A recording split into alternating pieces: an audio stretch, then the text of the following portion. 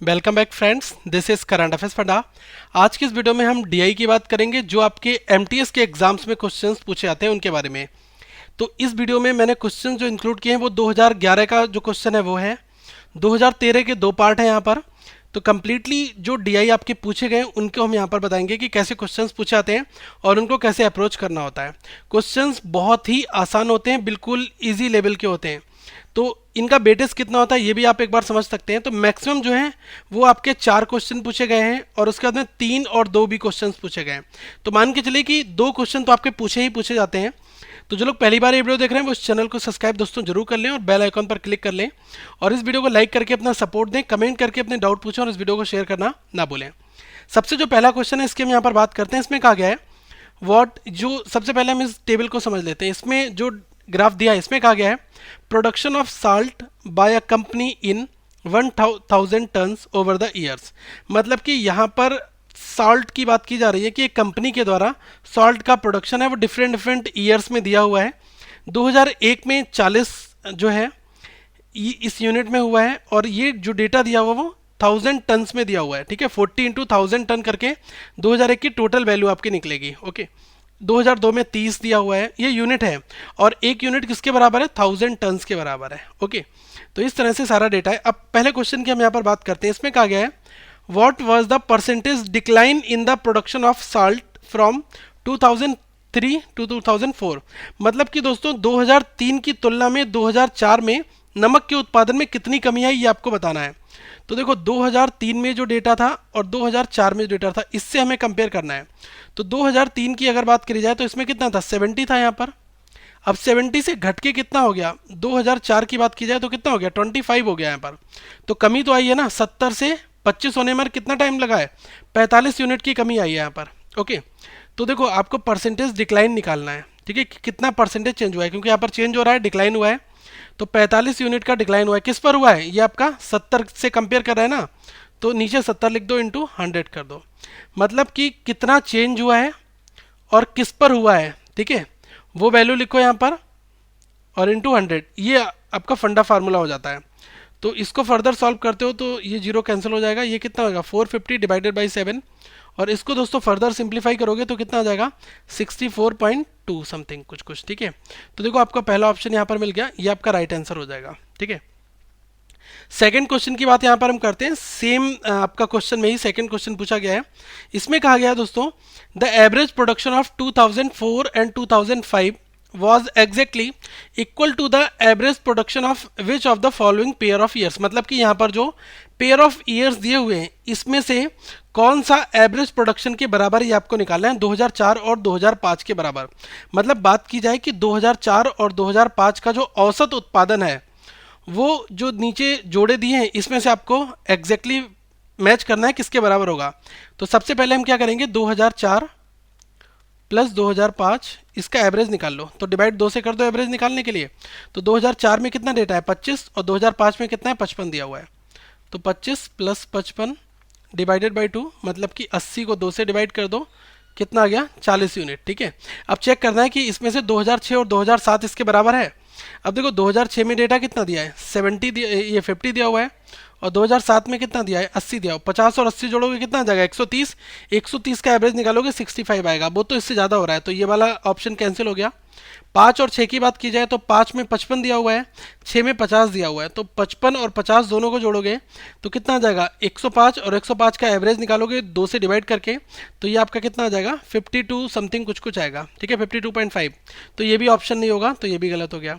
अब 2002 और 6 की बात की जाए तो 2002 में कितना है 30 दिया हुआ है और 2006 में कितना दिया 50 दिया हुआ है। 30 प्लस 50 कर दो और 2 से डिवाइड कर दो, तो 80 डिवाइड बाई 2 40। मतलब कि ये दोनों बराबर मैच कर गए। तो यहाँ पर हम क्या कहेंगे 2002 और 6 का डेटा जो है वो इससे मैच कर रहा है, तो आपका राइट आंसर क्या आ गया 3 हो गया। एक क्वेश्चन आपका ये पूछा गया था थर्ड में, इसमें कहा गया है what was the percent increase in the production of salt in 2008 compare to that of 2010। मतलब बात की जाए कि यहाँ पर आपको क्या करना है कि 2000 किससे कंपेयर करना है, 2008 की बात हो रही है, यहाँ पर आप 2001 कर लो। ठीक है, 2010 तो नहीं दिया है ना, तो यहाँ पर क्या होगा, 2001 की बात हो रही है, मतलब कि 2001 की तुलना में आपको किससे करनी है, 2008 से करनी है, और आपको बताना है कि परसेंटेज इंक्रीज कितना हुआ है। ठीक है, अब देखो 2001 में कितना है, 40 है। ठीक है, और 2008 की अगर मैं बात करूं तो 2008 में कितना है, ये कितना हो जाता है, 90 हो जाता है यहाँ पर। ठीक है, 40 से 90 हो रहा है। ठीक है, ये आपने यहाँ पर समझ गए। अब 40 से 90 होने पर कितना इंक्रीमेंट हुआ है, 50 का इंक्रीमेंट हुआ है। किस पर हुआ है, 40 पर ही तो हुआ है। तो 50 डिवाइड बाई 40 इंटू 100 कर लो।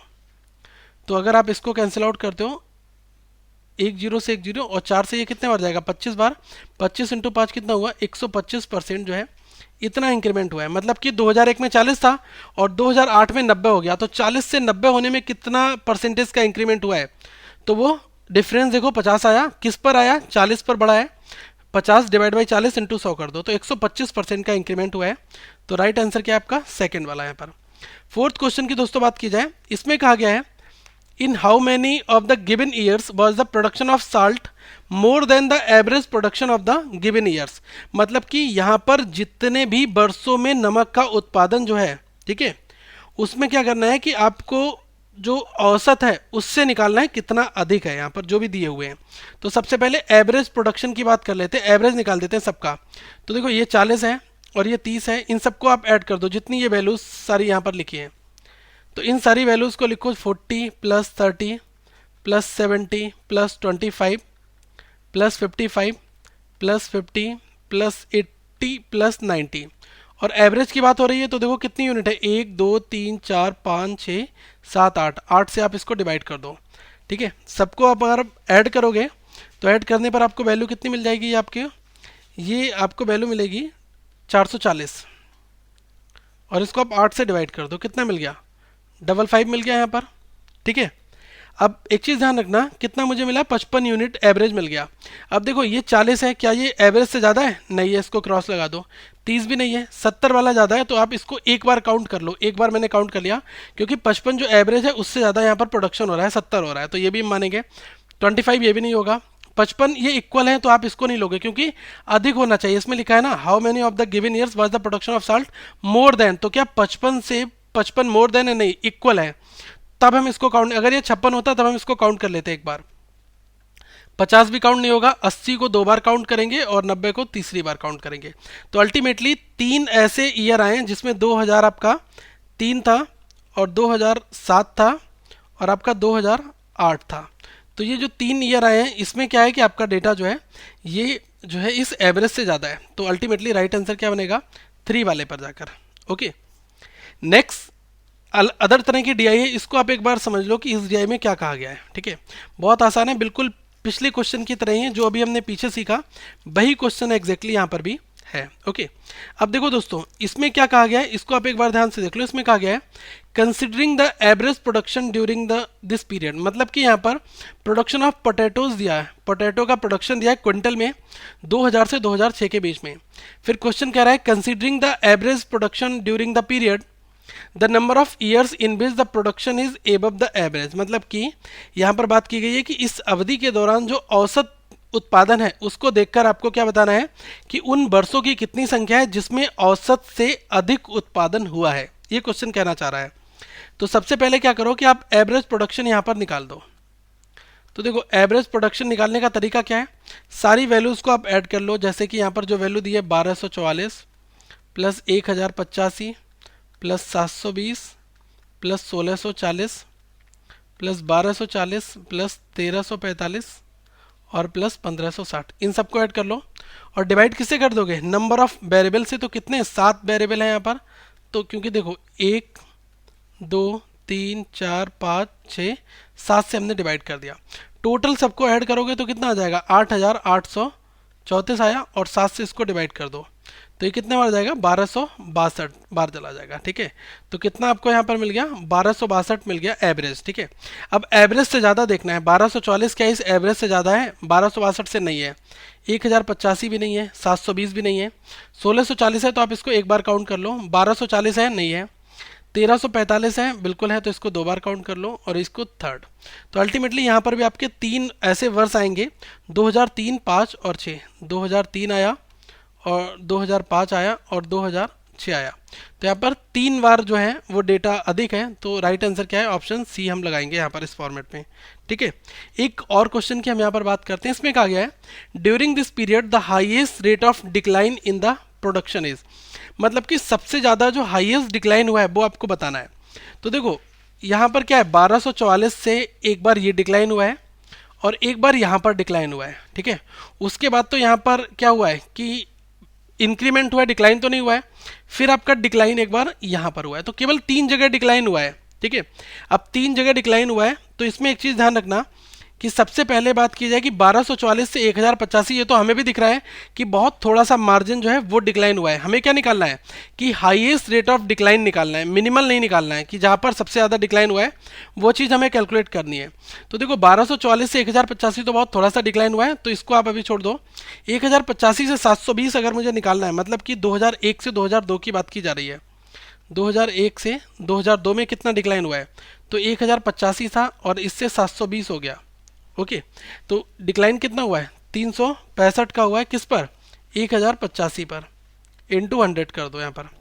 तो देखो ये कितना आ जाएगा आपका, 33.64% आपका आएगा। ठीक है, ये इतना डिक्लाइन हुआ है। दूसरी चीज़ बात की जाए सेकेंड डेटा की, तो आपका दूसरा 1640 से 1240 हुआ है। तो यहाँ पर हम कह सकते हैं 1640 था और यहाँ पर 1240, मतलब कि 400 का डिक्लाइन हो गया है, किस पर, 1640 पर, इंटू 100। ठीक है, तो ये अप्रॉक्स 4 टाइम्स जाएगा और ये अगर 4 से 25 को काटोगे, 100 को काटोगे तो 25 बार, लगभग अप्रॉक्स हम यहाँ पर कह सकते हैं कि 24 पॉइंट समथिंग समथिंग कुछ जाएगा। लेकिन क्वेश्चन पूछ रहा है during this period the highest rate of decline कब हो रहा है। यहाँ पर तो हमें भी पता बहुत लोअर होगा डिक्लाइन, क्योंकि देख रहे हो 1244 से 1085 होने में आप ये मान के चलो कि यहाँ पर काफ़ी कम डिक्लाइन हुआ है। ठीक है, इसलिए हम इसको कंसीडर नहीं कर रहे हैं। अगर आप निकालना चाहो तो आप देख लो 1244 से 1085 जो है इसमें डिफरेंस ले लो। तो डिफरेंस जब ले लोगे, 14 में से 5 गया 9 बचा, और यहाँ पर 13 में से 8 गया 5 बचा, और यहाँ पर 11 में से 10 गया 1, 159 डिक्लाइन हो रहा है।